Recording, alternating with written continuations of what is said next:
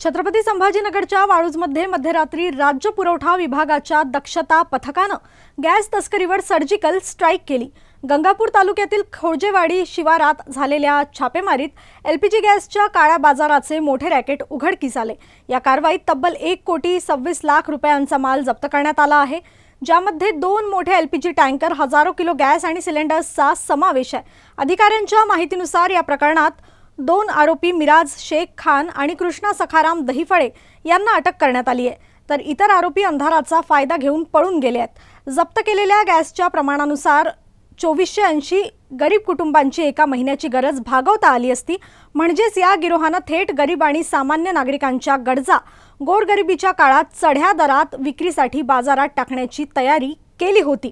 पोलिसांच्या तपासात समोर आले आहे की हा गिरोह निर्जन भागात जाणाऱ्या एलपीजी टँकरचे सील तोडून रिकाम्या सिलेंडर्समध्ये गॅस भरत होता आणि बाजारात विक्रीसाठी पाठवत होता।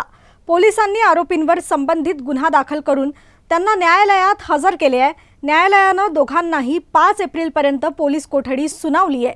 ही कारवाई राज्यातील पुरवठा व्यवस्थेतील भ्रष्टाचार आणि काळ्या बाजारावर प्रशासनाची काटेकोर नजर असल्याचे दाखवणारं उदाहरण आहे। पुढील तपास सुरू असून फरार आरोपींचा शोध घेण्यात पोलीस प्रयत्नरत आहेत।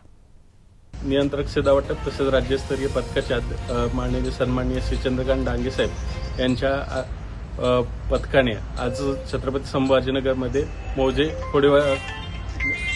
खोसेवाडी शिवारामध्ये कारवाई केली असता 2 गॅसचे टँकरचे कॅप्सूल आम्हाला इथं मिळाले आणि ते अवैधरित्या या सिलेंडरमध्ये भरले जात होते।